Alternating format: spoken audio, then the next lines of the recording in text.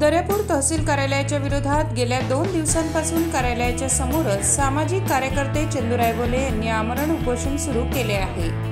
यामध्ये त्यांनी तहसीलदार यांच्यावर गंभीर स्वरूपाचे आरोप केले आहेत। तहसीलदार यांनी तलाठी गोंडाने यांच्या नावाचे बनावट दस्तावेज तयार करून त्यांच्या जीवाशी खेळण्याचा प्रयत्न केलाय, तर दुसरीकडे संपूर्ण तालुक्यातील तलाठींना मुख्यालयीन हजर राहण्याचा शासनाचा जीआर असून सुद्धा तलाठी हे मुख्यालय हजर न राहता आपला कारभार तालुक्याच्या ठिकाणाहून चालवत आहेत। त्यामुळे शेतकऱ्यांना याचा नाहक त्रास सहन करावा लागतोय। दर्यापूर तालुक्यातील संपूर्ण सेतू कार्यालयाच्या दर्शनी भागात कुठेही सेवा देण्याचे शासनाने ठरवून दिलेले वेळापत्रक आढळत नसल्यामुळे या ठिकाणी सेतू केंद्र चालक मनमानी पद्धतीने लोकांची आर्थिक फसवणूक करत असल्याचा आरोप सुद्धा उपोषणकर्ते चंदू रायबोले यांनी केलाय।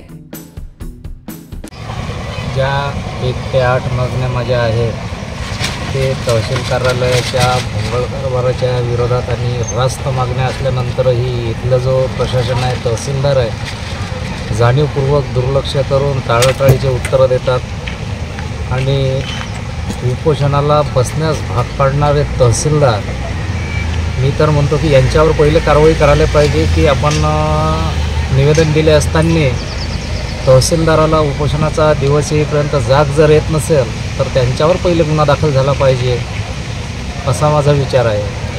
त्यानंतर माझ्या ज्या मागण्या आहेत, एक, ज्या तलाठ्यांना रेतीचे पंचनामे करण्याचे आदेश नसताना ज्यांनी पंचनामे केले त्यांच्यावर कारवाई करा। तलाठ्यांना मुख्यालयी पाठवा, कारण ते तलाठ्यांना 2000 रुपये भाडं जे देतो हे यांनी वरिष्ठ अधिकारी या नात्यांनी ते मुख्यालयावर जर राहत नसतील तर त्यांनी कसं काय दिलं, आणि अशा बऱ्याचशा मागण्या। आणि त्याच्यानंतर जे बनावट दस्तावेजांचा गोंडाने साहेबांचा जो प्रश्न आहे, त्यांच्याच स्तरीत येणाऱ्या तहसीलमध्ये काम करणारे श्री गोंडाने यांचे बनावट दस्त तयार करून त्यालासुद्धा प्रकाशित केलं आणि त्यांच्यावर अन्यायकारक असं कृत्य त्यांनी केलं। म्हणून अशा बऱ्याचशा मागण्या या तहसीलमध्ये जनसामान्य लोकांना होणारा त्रास, जो जनसामान्य माणूस उत्पन्नाचा दाखला असेल, थातुरमातुर कोतवाल बुकाची नक्कल असेल, अशा थातुरमातुर कागदांसाठी 15-15 दिवस 8-8 दिवस हे चक्रा मारावं लागतात। राशन कार्डाचा मुद्दा असेल तर राशन कार्डासाठी 4-4 महिने झाल्यानंतरही सुद्धा राशन कार्ड मिळत नाही, त्या ओसीचे तुकडे होतात। असा या तहसीलच्या भोंगळ कारभाराविरोधात हे माझं उपोषण आहे।